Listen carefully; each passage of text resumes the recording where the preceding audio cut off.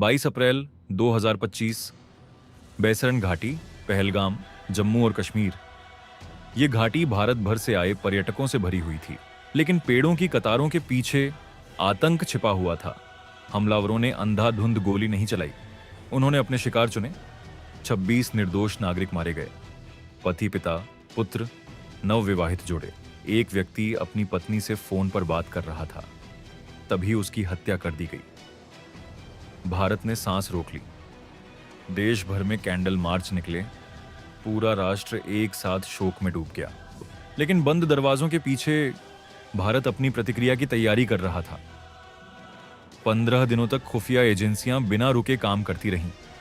हर लक्ष्य की पुष्टि की गई, हर जोखिम का आकलन किया गया, और 7 मई 2025 की तड़के भारत ने जवाब दिया। 23 मिनट, 9 लक्ष्य। पिछले 50 वर्षों में भारत का सबसे बड़ा सैन्य अभियान, ऑपरेशन सिंदूर। न्याय, सटीकता, एक नया भारत। 22 अप्रैल 2025 की सुबह यह घाटी पर्यटकों से भरी हुई थी। लोग भारत के हर कोने से आए थे। गुजरात, महाराष्ट्र, कर्नाटक, उत्तर प्रदेश। उन्हें डरने की कोई वजह नहीं थी। कश्मीर में शांति लौटती हुई दिखाई दे रही थी, लेकिन उस सुबह सब कुछ बदलने वाला था। यह हमला अचानक नहीं था, यह योजनाबद्ध था। बाद में जांच एजेंसियों ने पुष्टि की, हमलावरों का संबंध लश्कर ए तैयबा से था, एक ऐसा आतंकवादी संगठन जिसे दुनिया के सबसे खतरनाक संगठनों में गिना जाता है। हमलावरों ने अंधाधुंध गोलीबारी नहीं की, उन्होंने लोगों की पहचान पूछी, धर्म पूछा, और फिर अपने शिकार चुने। बैसरन की घाटी में 26 निर्दोष लोगों की हत्या कर दी गई। सबसे कम उम्र का पीड़ित सिर्फ 23 साल का था। कई लोग नई नई शादी करके आए थे। एक व्यक्ति अपनी पत्नी से फोन पर बात कर रहा था जब उसे गोली मार दी गई। उस दिन सिर्फ लोग नहीं मरे थे, परिवार टूट गए थे, बच्चे अनाथ हो गए थे, और पहलगाम, जो कभी शांति का प्रतीक था, अब खून और दर्द की कहानी बन चुका था। लेकिन आतंकियों का असली निशाना सिर्फ ये पर्यटक नहीं थे। उनका असली लक्ष्य था भारत की एकता। वे डर फैलाना चाहते थे, धर्म के नाम पर देश को बांटना चाहते थे। लेकिन जो हुआ वह बिल्कुल उल्टा था। पूरा भारत एक साथ खड़ा हो गया, शोक में, गुस्से में, और जवाब की प्रतीक्षा में। पहलगाम हमले के बाद भारत केवल शोक में नहीं था, देश जवाब चाहता था। लेकिन इस बार प्रतिक्रिया अलग होने वाली थी। दिल्ली में लगातार आपात बैठकें शुरू हुईं। प्रधानमंत्री ने अपनी विदेश यात्रा बीच में ही रोक दी। राष्ट्रीय सुरक्षा परिषद को तुरंत सक्रिय किया गया। खुफिया एजेंसियां 24 घंटे काम कर रही थीं। सैटेलाइट तस्वीरें जांची जा रही थीं। सीमा पार आतंकवादी ठिकानों की निगरानी शुरू हो चुकी थी। हर सूचना कई बार सत्यापित की गई। भारत कोई गलती नहीं चाहता था। 23 अप्रैल 2025 भारत ने सिंधु जल संधि को स्थगित कर दिया। यह केवल एक कूटनीतिक कदम नहीं था, यह एक चेतावनी थी। अटारी वाघा सीमा बंद कर दी गई। दोनों देशों के बीच व्यापार रोक दिया गया। पाकिस्तानी राजनयिकों को औपचारिक नोटिस भेजे गए। दुनिया समझ रही थी कि भारत इस बार चुप नहीं बैठेगा, लेकिन असली तैयारी बंद कमरों के भीतर चल रही थी। सेना, वायुसेना और नौसेना, तीनों सेनाएं पहली बार इतने बड़े स्तर पर समन्वय कर रही थीं। लक्ष्य तय किए जा चुके थे, सिर्फ आदेश का इंतजार था, और पूरे दक्षिण एशिया की दिशा बदलने वाली रात करीब आ रही थी। पहलगाम हमले के कुछ घंटों के भीतर प्रधानमंत्री नरेंद्र मोदी ने अपनी विदेश यात्रा रद्द कर दी। दिल्ली लौटते ही उन्होंने आपातकालीन सुरक्षा बैठक बुलाई। लेकिन उनके चेहरे पर गुस्सा नहीं था, वह कुछ और था। एक शांत लेकिन खतरनाक संकल्प। अगले 15 दिनों में हर दिन सुरक्षा ब्रीफिंग हुई, हर लक्ष्य की समीक्षा की गई। प्रधानमंत्री को हमले की पूरी जानकारी दी गई, जोखिम बताए गए, संभावित परिणाम समझाए गए। लेकिन एक फैसला पहले ही लिया जा चुका था, भारत जवाब देगा। हमला कहां होगा, कैसे होगा और कब होगा, यह फैसला सेना पर छोड़ दिया गया। लेकिन जवाब देने का राजनीतिक निर्णय सिर्फ एक व्यक्ति ने लिया था, नरेंद्र मोदी। उरी के बाद भारत ने नियंत्रण रेखा पार की।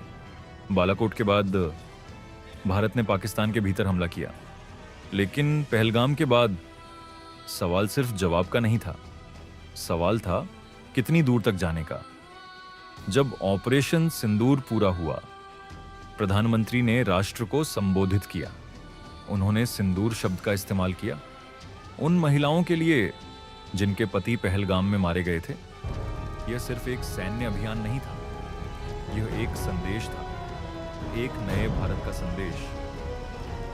भारत की राष्ट्रीय सुरक्षा रणनीति में एक नाम हमेशा परछाइयों में रहा, अजीत डोभाल। 4 दशकों तक उन्होंने भारत की खुफिया दुनिया में काम किया। अंडरकवर मिशन, सीमा पार ऑपरेशन और आतंकवाद के खिलाफ गुप्त युद्ध। 2014 में नरेंद्र मोदी ने उन्हें राष्ट्रीय सुरक्षा सलाहकार नियुक्त किया और तभी से भारत की सुरक्षा नीति बदलने लगी।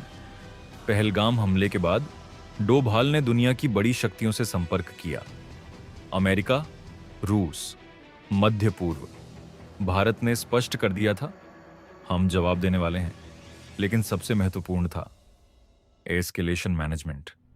पहले चरण में सिर्फ आतंकवादी ठिकानों को निशाना बनाया गया, पाकिस्तानी सैन्य ठिकानों को जानबूझकर छोड़ा गया। यह कमजोरी नहीं थी, यह रणनीति थी।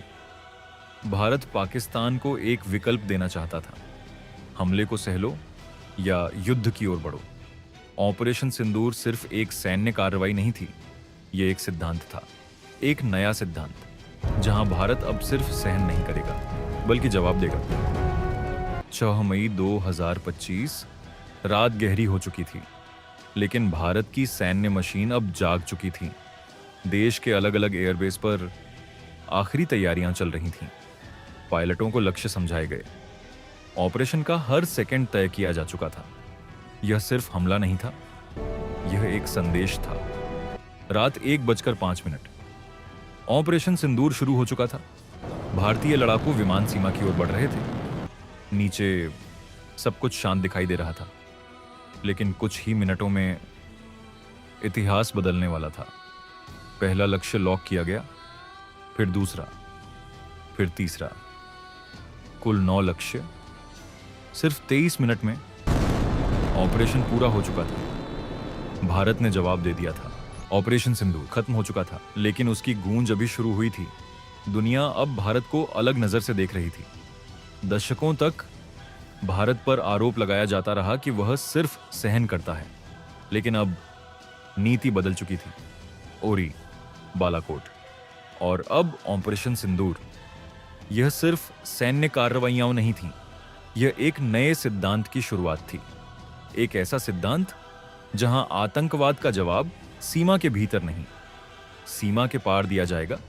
भारत ने यह भी साफ कर दिया कि अब परमाणु धमकियों से डराया नहीं जा सकता। यह सिर्फ एक ऑपरेशन नहीं था, यह एक घोषणा थी। भारत बदल चुका है और दक्षिण एशिया की राजनीति भी।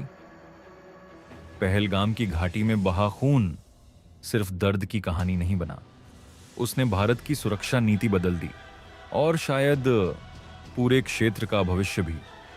युद्ध सिर्फ सीमाओं पर नहीं लड़े जाते, कुछ युद्ध लोगों की यादों में हमेशा जीवित रहते हैं। पहलगाम अब सिर्फ एक जगह का नाम नहीं था, वह एक घाव बन चुका था। लेकिन उसी घाव से एक नया संकल्प पैदा हुआ। ऑपरेशन सिंदूर सिर्फ बदला नहीं था, यह एक संदेश था उन लोगों के लिए जो सोचते थे कि भारत चुप रहेगा, और उन परिवारों के लिए जिन्होंने पहलगाम में अपने प्रियजनों को खो दिया। उनका दर्द भुलाया नहीं गया, उनकी आवाज सुनी गई और उनका जवाब दिया गया। इतिहास ऑपरेशन सिंदूर को सिर्फ एक सैन्य कार्रवाई के रूप में याद नहीं रखेगा, बल्कि उस क्षण के रूप में जब भारत ने दुनिया को अपना नया चेहरा दिखाया। एक ऐसा भारत जो शांति चाहता है, लेकिन अपने लोगों की रक्षा के लिए हर सीमा पार कर सकता है। यह कहानी खत्म नहीं हुई है, क्योंकि इतिहास अभी लिखा जा रहा है। ऑपरेशन सिंदूर, हर सैन्य अभियान के पीछे कुछ चेहरे हमेशा अनदेखे रह जाते हैं। वे लोग जो आदेश मिलने पर बिना सवाल किए आगे बढ़ जाते हैं। ऑपरेशन सिंदूर में भी ऐसे ही हजारों सैनिक शामिल थे। पायलट, कमांडो, रडार ऑपरेटर, खुफिया अधिकारी। हर व्यक्ति जानता था कि यह सिर्फ एक मिशन नहीं है। यह उन निर्दोष लोगों के लिए न्याय था जो पहलगाम में मारे गए। कुछ सैनिक सीमा पर थे, कुछ आसमान में और कुछ अंधेरे कमरों में जहां हर सेकंड की निगरानी हो रही थी। लेकिन एक बात सब में समान थी, देश पहले। नाम इतिहास में शायद दर्ज ना हो, लेकिन उनका साहस हमेशा याद रखा जाएगा, क्योंकि राष्ट्र सिर्फ नेताओं से नहीं, उन सैनिकों से सुरक्षित रहते हैं जो चुपचाप अपनी ड्यूटी निभाते हैं। हर युद्ध के बाद एक लंबा मौन आता है, एक ऐसा मौन जिसमें गोलियों की आवाज तो नहीं होती, लेकिन यादें जिंदा रहती हैं। ऑपरेशन सिंदूर के बाद भी भारत आगे बढ़ गया, लेकिन पहलगाम अब सिर्फ एक पर्यटन स्थल नहीं था, वह साहस और बलिदान का प्रतीक बन चुका था। उन परिवारों के लिए जिन्होंने अपने प्रियजनों को खो दिया। समय कभी पूरी तरह नहीं रुका, लेकिन राष्ट्र ने उन्हें अकेला नहीं छोड़ा, क्योंकि एक देश की ताकत सिर्फ उसकी सेना में नहीं होती, उसकी एकता में होती है। ऑपरेशन सिंदूर ने भारत को सिर्फ मजबूत नहीं बनाया, उसने भारत को बदल दिया। अब दुनिया जान चुकी थी कि भारत अपने लोगों की रक्षा के लिए हर कदम उठाएगा। यह कहानी सिर्फ 2025 की नहीं थी, यह आने वाले भारत की कहानी थी। एक ऐसा भारत जो शांति चाहता है, लेकिन अन्याय के सामने कभी झुकेगा नहीं। ऑपरेशन सिंदूर, एक राष्ट्र की प्रतिज्ञा।